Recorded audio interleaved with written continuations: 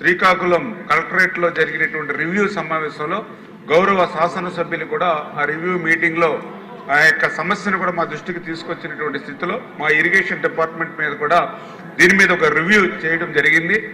ఈ యొక్క పనులు 2011లో అప్పుడు చేసేటువంటి శ్రీనివాస కన్స్ట్రక్షన్స్ ఏదైతే ఏజెన్సీ ఉన్నాయో అప్పటి నుంచి కూడా ఈ పనులు నిలిపివేయడం వల్ల ఆ డిస్ట్రిబ్యూషన్ సిస్టమ్ లేక మరి వాళ్ళకి నీరు అందనటువంటి పరిస్థితి ఏదైతే ఉందో దాన్ని గమనించి ఆ రోజు ఏదైతే ఇరిగేషన్ అధికారులకు కూడా ఇన్స్ట్రక్షన్ ఇవ్వడం జరిగింది.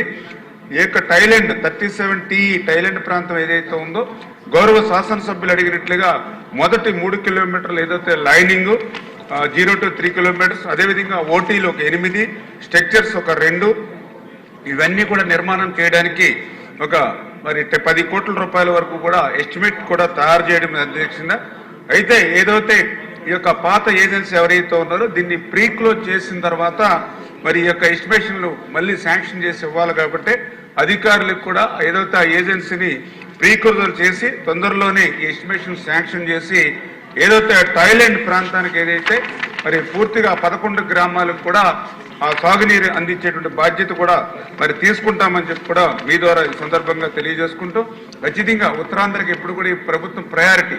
మొన్ననే వారం రోజుల క్రితం ముఖ్యమంత్రి గారు కూడా ఒక రివ్యూ మీటింగ్ పెట్టి అందులో చాలా క్లియర్గా ఉత్తరాంధ్ర అంటే ఆ ప్రజల యొక్క రుణం తీర్చుకునేటువంటి విధంగా మనం పనిచేయాలని చెప్పి ఆ ఉత్తరాంధ్రకు సంబంధించి మొన్ననే ఏదైతే ఈ యొక్క రమణమూర్తి గారు చెప్పినట్లుగా వంశధార కానీ తోటపల్లి కానీ ఇట్లా ఏవైతే గత 20-30 సంవత్సరాల నుంచి నిలిచిపోయినటువంటి ప్రాజెక్టులు ఏవైతే ఉన్నాయో వాటన్నిటిని కూడా ప్రయారిటీలో పెట్టుకుని నాకు 2 సంవత్సరాల్లో ఈ ప్రయారిటీలో ఉన్నటువంటి ప్రాజెక్టులన్నీ కూడా పూర్తి చేయాలి అనేటువంటి విధంగా అంటే ఏదైతే వంశధార ఫేజ్ 2 అండ్ స్టేజ్ 2 కానీ తోటపల్లి ప్రాజెక్టు కానీ తారకరామ తీర్థ సాగర్ కానీ ఆఫ్ షోర్ రిజర్వాయర్ కానీ అదేవిధంగా ఇంటర్లింకింగ్ వంశధార నాగావళి కానీ జంజావతి కానీ ఇంటర్లింకింగ్ ఆఫ్ ఏదైతే నాగావళి చంపావతి కానీ మరి అదేవిధంగా మడ్డు వలస కానీ ఇట్లా ఇవన్నీ కూడా ఆయన ప్రయారిటీ ఇచ్చారు అధ్యక్ష. ప్రయారిటీ ఇవ్వడమే కాదు 2 years మాకు టైం ఇచ్చి ఈ 2,000 కోట్ల రూపాయలు అంటే దగ్గర ఇవి పూర్తి చేయాలంటే 2,400 కోట్ల రూపాయల వరకు అవుతుంది. ఇది మొదటి సంవత్సరం 1,000-1,200 కోట్లు, నెక్స్ట్ ఇయర్ 1,000 కోట్లు పెట్టి ఈ 2,000 కోట్ల రూపాయలు ఉత్తరాంధ్రకు పెట్టి ఒక 2 years లోపల 20-30 సంవత్సరాల నుంచి నిలిచిపోయిన పనులన్నీ కూడా పూర్తి చేయాలని ముఖ్యమంత్రి గారు కూడా మరి ఆదేశించడం జరిగిందని చెప్పేసి కూడా మరి తెలియజేసుకున్నాం. అదేవిధంగా ఎర్రమండలం లిఫ్ట్ స్కీమ్ కూడా ఉంది అధ్యక్ష. ఇందులో ఖచ్చితంగా ఆ ప్రయారిటీ ప్రకారం 2 years మేము టైం బాండ్ పెట్టాం. మనమే మీరు చూసారు ఏదైతే అందరినేవా ఎప్పుడో 30-40 సంవత్సరాలు నుండి ఉండిపోయినటువంటి అందరినేవాని మన చంద్రబాబు నాయుడు గారి చేతుల మీదుగా మొదటి సంవత్సరాలు ఎట్లా పూర్తి చేస్తామో అదేవిధంగా ఉత్తరాంధ్రకు సంబంధించినటువంటి ప్రాజెక్టులన్నీ కూడా క్లియర్ చేస్తాం. అదేవిధంగా ఉత్తరాంధ్రకు ఏదైతే పోలవరం లెఫ్ట్ మెయిన్ కెనాల్ కూడా, ఎందుకంటే మీకు తెలుసు అది కూడా గత 5 సంవత్సరాల పనులు 1 రూపాయి పని కూడా చేయాల, 1 కరబస్తా సిమెంట్ చేయాల. కానీ ఈ సంవత్సరం 1,200 కోట్ల రూపాయలు పెట్టి అనకాపల్లి వరకు కూడా నీరు తీసుకెళ్లేటువంటి విధంగా ఉత్తరాంధ్రకు కూడా ప్రయోజనాలు చేకూర్చే విధంగా పనిచేస్తున్నాం అధ్యక్ష. Thank you. Okay. Question number 975 సభ్యులు గైరాజర్ అండి. సభ్యులు రాలేదు, గైరాజర్ అయ్యారు, వాయిదా వేస్తున్నాం. క్వశ్చన్ నెంబర్ 1087 సభ్యులు కోరిపై వాయిదా వేయడం జరిగింది. అలాగే క్వశ్చన్ నెంబర్ 1049 ఎమ్మెల్యే సభ్యుల ద్వారా రిక్వెస్ట్ పై దీన్ని కూడా వాయిదా వేయడం జరిగింది. క్వశ్చన్ అవర్ పూర్తయింది. 0 వరకు వెళ్దామండి. ముందుగా 0 అవర్ స్టార్ట్ చేయవలసిందిగా దీని ముందు ఒక అనౌన్స్మెంట్ అండి. నేను తీసుకున్న నిర్ణయం ఏంటంటే రేపటి నుంచి క్వశ్చన్ అవర్లో ఎవరైతే క్వశ్చన్ వేస్తారో సిగ్నేచర్ ఉంటుందో వాళ్ళకే అవకాశం ఇస్తా. సిగ్నేచర్ లేని వారికి అవకాశం ఇవ్వను. This is my decision. Please cooperate చేయండి. 0 అవర్ అండి. నో దాని ప్రొసీజర్ ఉంటుందండి. కష్టపడి సిగ్నేచర్ పెట్టిన వాళ్ళకి ఏమో అవకాశం లేదు, సిగ్నేచర్ పెట్టడానికి కూడా అవకాశం లేని వాళ్ళకి please cooperate. Me senior member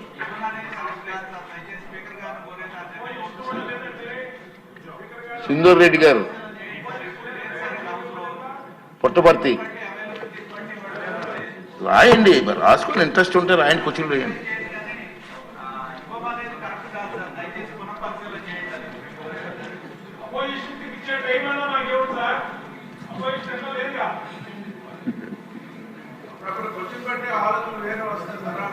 question రాయడం అలవాటు చేసుకోండి సార్, టైం స్పేర్ చేయండి.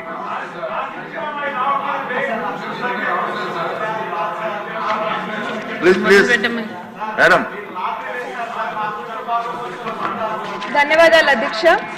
ఉమ్మడి అనంతపురం జిల్లాలో రూరల్ డెవలప్మెంట్ ట్రస్ట్ అధ్యక్ష ఆర్డిటి ఒక గొప్ప వరప్రసాదం అధ్యక్ష.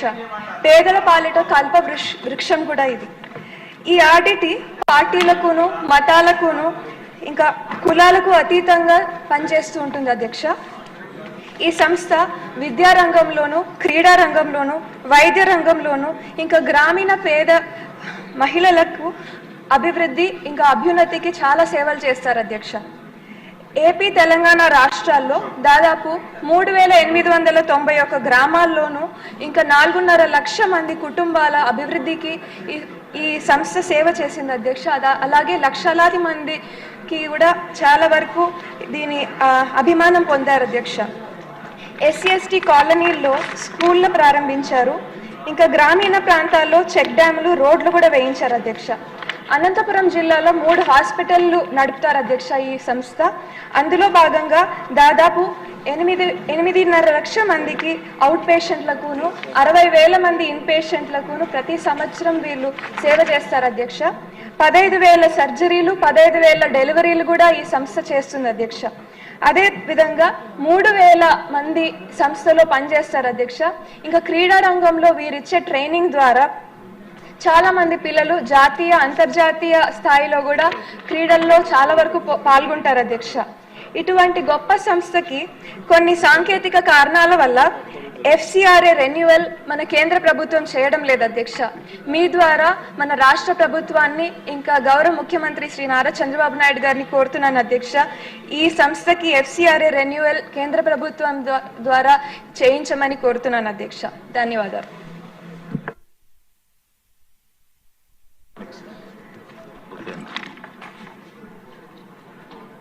అతిథి గారు, ఎమ్మెల్యే గారు. ధన్యవాదాలు అధ్యక్ష. మనకి విడో పెన్షన్స్ అనేది మనకి 1 ఏప్రిల్ 2019 అనే తర్వాత ఎవరికైతే భర్తలు చనిపోయారో వాళ్ళందరికీ విడో పెన్షన్స్ అనేది వస్తుంది. కానీ 1 ఏప్రిల్ 2019 ముందు భర్తలు చనిపోయిన విడోస్కి మాత్రం పెన్షన్స్ అనేది రావట్లేదు. అది మీ ద్వారా సంబంధిత మినిస్ట్రీకి సాల్వ్ చేయాలని కోరుకుంటున్నాను. ధన్యవాదాలు అధ్యక్ష. ఆదిరెడ్డి వాసు గారు.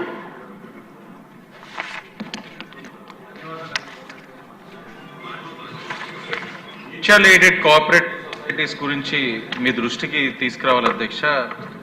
Jayalakshmi mutual aided cooperative society, Kakinada, Rajamahendravaram అధ్యక్ష.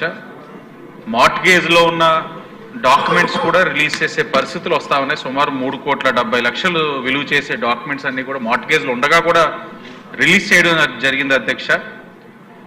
స్వతహాగా ఈ కోఆపరేటివ్ సొసైటీస్ అన్నది ఏపీ MACS 1995 యాక్ట్ కింద, అంటే సుమారు 30 సంవత్సరాల కింద ఉన్న యాక్ట్ తోటి ఇప్పుడు నడుస్తూ ఉన్నాయి అధ్యక్ష.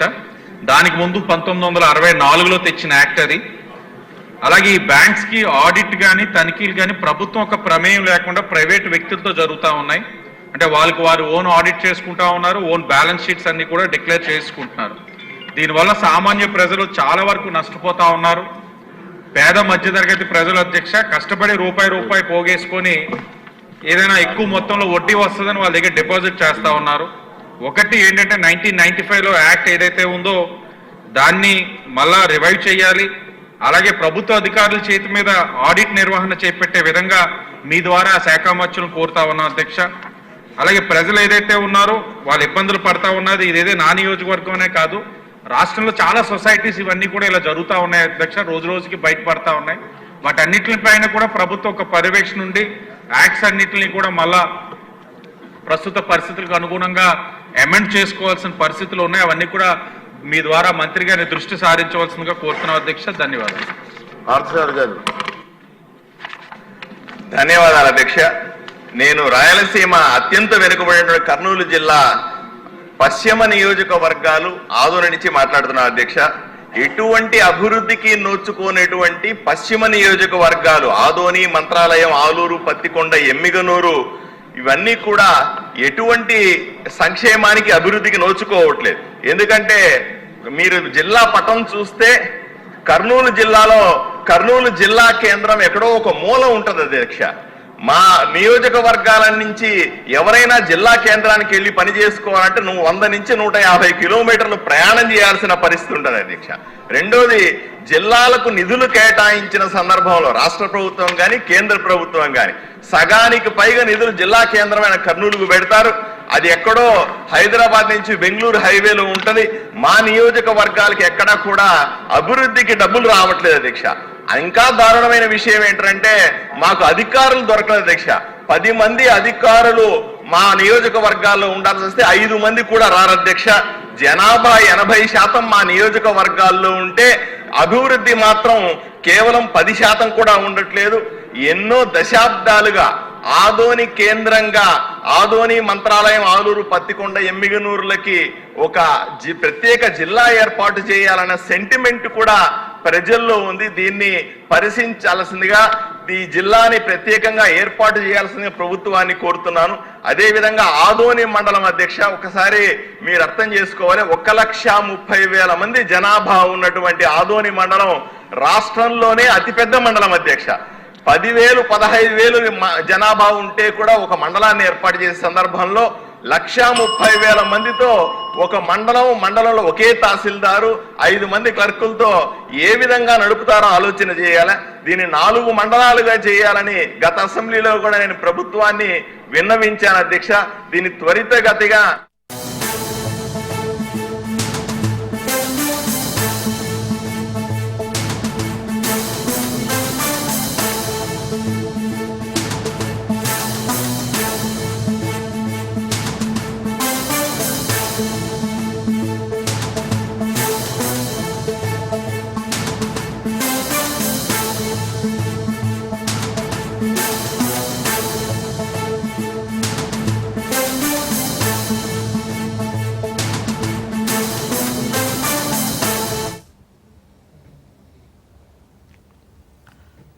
హైదరాబాద్ లో ఈడీ అధికారుల సోదాలు కలకలం సృష్టిస్తున్నాయి. ప్రముఖ వ్యాపారవేత్త బూరుగు రమేష్ ఇంట్లో అధికారులు ఇవాళ తెల్లవారుజాము నుండి ఆకస్మిక తనిఖీలు చేపడుతున్నారు.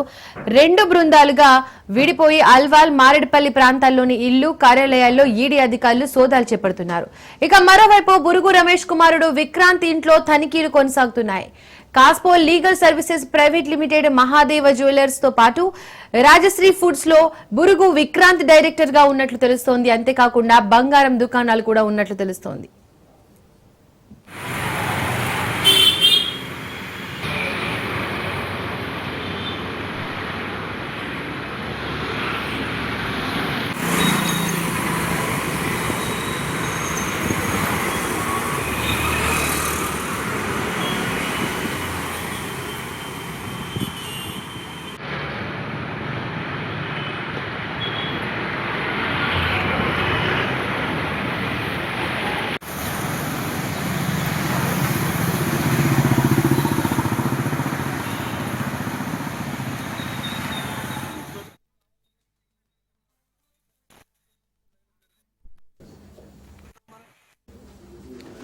హైదరాబాద్ లో ఈడీ అధికారుల సోదాలు కలకలం సృష్టిస్తున్నాయి. ప్రముఖ వ్యాపారవేత్త బూరుగు రమేష్ ఇంట్లో అధికారులు ఇవాళ తెల్లవారుజాము నుండి ఆకస్మిక తనిఖీలు చేపడుతున్నారు.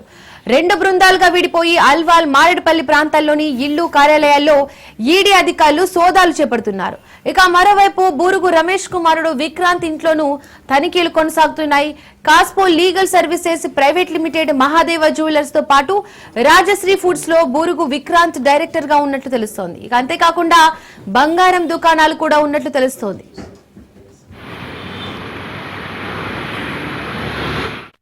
సంబంధించి మోర్ డీటెయిల్స్ మా ప్రతినిధి పవన్ అందిస్తారు. పవన్, ఈరోజు ప్రముఖుల ఇంట్లో ఈడీ సోదాలు జరుగుతున్నట్లు తెలుస్తోంది. దీనికి సంబంధించి డీటెయిల్స్ ఏంటి? సికింద్రాబాద్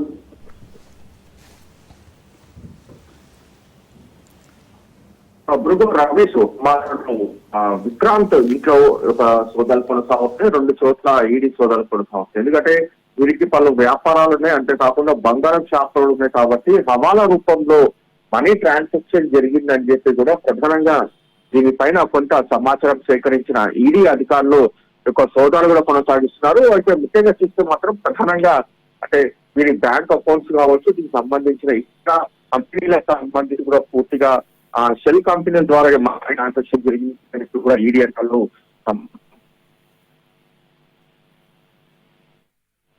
కొనసాగే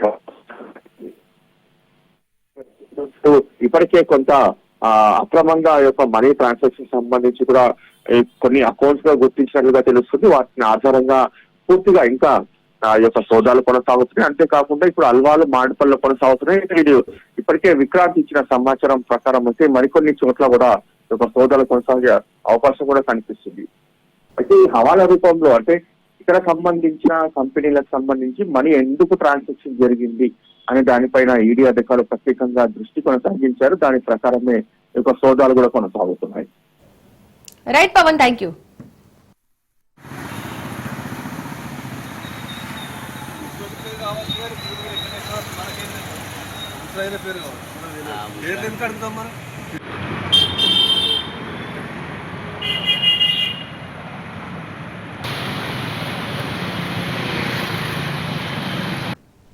తిరుపతి రేణిగుంట ఇండస్ట్రియల్ ఏరియాలో భారీ అగ్ని ప్రమాదం చోటు చేసుకుంది.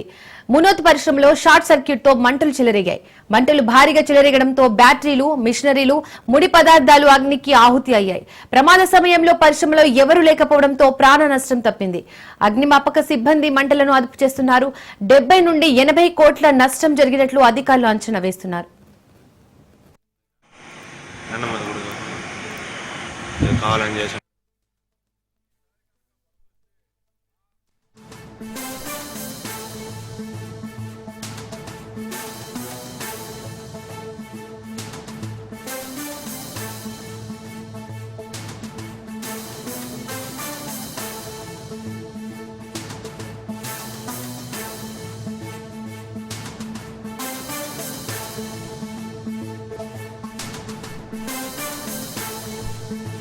గంటల ప్రాంతంలో మన మునోత్ కంపెనీ ఈ సెల్ ఫోన్ యొక్క పవర్ బ్యాంక్స్ బ్యాటరీలో ఫైర్ యాక్సిడెంట్ జరిగిందని చెప్పి అక్కడ వాళ్ళు తెలియపరిచారు. మనకు సుమారుగా 5:30 నుంచి 6 గంటల టైంలో మనకు సమాచారం ఇమీడియట్గా మనం ఇక్కడికి రావడం జరిగింది. తర్వాత మన ఫైర్ డిపార్ట్మెంట్ వాళ్ళు కూడా వచ్చి సుమారు ఒక 6 ఇంజన్లతో వాటిని ఆర్పేదానికి ప్రయత్నం చేస్తున్నారు. ఇక్కడ ఉన్నటువంటి సెక్యూరిటీ గార్డు, తర్వాత ఆపరేటర్లు వారు ముందుగా చూసి వాళ్ళ మేనేజర్ గారు తెలియకూడదు. ఆయన వచ్చిన తర్వాత అందరికి కాల్ చేసి ఇన్ఫర్మేషన్ ఇవ్వడం జరిగింది. ఇప్పుడు ప్రస్తుతం ఇంకా వర్క్ జరుగుతుంది. ఎంతవరకు ఉందనేది ఇంకా లోపలికి పోలేకపోతున్నారు. లోపల ఫైర్ ఎక్కువగా ఉంది. ఎక్కడే కానీ ప్రాణ నష్టం అయితే ఎక్కడైతే లేదు సార్. ప్రమాదం గల కారణాలు ఏమైంది సార్? టెక్నికల్ ప్రాబ్లం ఉంది, ఇంకా తెలియదు పూర్తిగా. వాళ్ళు ఎక్స్పర్ట్స్ వస్తున్నారు, క్రూస్ టీమ్ కూడా వస్తుంది. వాళ్ళు వచ్చిన తర్వాత మునోత్ ఇండస్ట్రీస్ ఎలక్ట్రానిక్ క్లస్టర్లో వికృతమాల ఏర్పేడు మండలం తిరుపతి జిల్లా ఇండస్ట్రీస్ నందు అగ్ని ప్రమాదం జరిగిందని మెసేజ్ వచ్చింది. వెంటనే మా తిరుపతి అగ్నిమాపక యూనిట్ నుంచి కిరణ్ కుమార్ ఏడీఎఫ్ ఆధ్వర్యంలో 2 ఫైర్ యూనిట్లు వెంటనే ఇక్కడికి రావడం జరిగింది. వచ్చిన తర్వాత ఫైర్ సీరియస్గా ఉన్నందువల్ల అక్కడి నుంచే మా DDRF Ramanaiah and ADF Kiran Kumar ఇద్దరు పక్కనున్న అగ్నిమాపక కేంద్రాల నుంచి పుత్తూరు, శ్రీకాళహస్తి, పాకాల, వెంకటగిరి, నాయుడుపేట, రైల్వే కోడూరు అండ్ నగరి ఈ ఫైర్ స్టేషన్ల నుంచి ఫైర్ ఇంజన్లు తెప్పించడం జరిగింది. అలాగే ఇక్కడ దగ్గరున్న డిక్సన్ టెక్నాలజీ వాళ్ళ ఫైర్ యూనిట్ను కూడా వాడుకోవడం జరిగింది. 10 ఫైర్ యూనిట్లు నిరంతరంగా పనిచేసేసి ఫైర్ను మొత్తము కంట్రోల్ ఇప్పుడు అంతా అయిపోయింది. ఓన్లీ అక్కడెక్కడ పొగలు ఉన్నాయి, అవి కూడా జస్ట్ ఒక 1/2 అవర్ 1 అవర్లో మొత్తం కంప్లీట్ అవుతుందండి. ప్రజెంట్ సిచ్యువేషన్ అయితే అండర్ కంట్రోల్. ఎలాంటి క్యాజువాలిటీస్ కానీ లేవండి, ఎవరికి ఎలాంటి ప్రమాదాలు జరగండి. ఆస్తి నష్టము ప్లస్ ఫైర్ కారణము అవి ఇన్వెస్టిగేషన్ చేయాలి. మేము మేనేజ్మెంట్ని విచారించిన తర్వాత అవి తెలియజేస్తామండి. రైట్. నిన్న రాత్రి కురిసిన భారీ వర్షం హైదరాబాద్ ను వణికించింది. భారీ వర్షానికి నగరం అతలాకుతలమైంది. లోతట్టు ప్రాంతాలు జలమయమయ్యాయి. భారీ వర్షానికి నాలాలు, రోడ్లపై వరద ఉప్పొంగింది. దీంతో భారీగా ట్రాఫిక్ జామ్ కావడంతో ప్రజలు తీవ్ర ఇబ్బందులు పడ్డారు. పలు ఏరియాల్లో వరద నీరు ఇళ్లలోకి వచ్చింది. భారీ వరదకు పలు చోట్ల బైకులు కొట్టుకుపోయాయి. కృష్ణానగర్, యూసఫ్గూడలో భారీగా వరద వచ్చి చేరింది. మెట్టుగూడ, విజపూరి కాలనీలో ఇళ్లలోకి నీరు చేరడంతో ప్రజలు అవస్థలు పడుతున్నారు.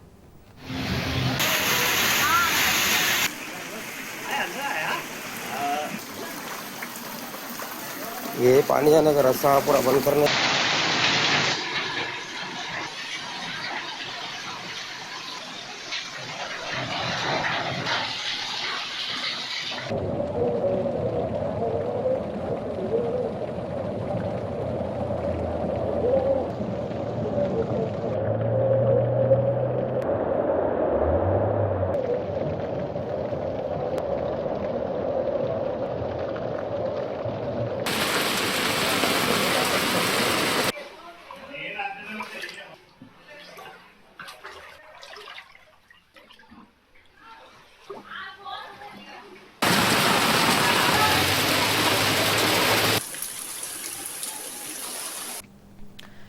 మహారాష్ట్రలో కురుస్తున్న భారీ వర్షాలకు నిర్మల్ జిల్లా భైంసా గడ్డెన్న సుద్దవాగు ప్రాజెక్టుకు భారీగా వరద వచ్చి చేరుతోంది. దీంతో అధికారులు 2 గేట్లను ఎత్తి దిగువకు నీటిని విడుదల చేస్తున్నారు. ప్రాజెక్టుకు ఇన్ఫ్లో 13,277 క్యూసెక్కుల నీరు కాగా అంతే మొత్తంలో 13,277 క్యూసెక్కుల అవుట్ఫ్లో నీటిని వదులుతున్నారు. ప్రాజెక్టు పూర్తి స్థాయి నీటి మట్టం 358.70 మీటర్లు కాగా పూర్తి స్థాయి 1.83 టీఎంసీలతో నిండు కుండలా మారింది. పశువుల కాపరులు, మత్స్యకారులు, గోర్ల కాపర్లు సుద్దవాగు ప్రాజెక్టు ప్రాంతంలోకి వెళ్లకూడదని అధికారులు హెచ్చరికలు జారీ చేశారు. లోతట్టు ప్రాంత ప్రజలు కూడా అప్రమత్తంగా ఉండాలని అధికారులు తెలిపారు.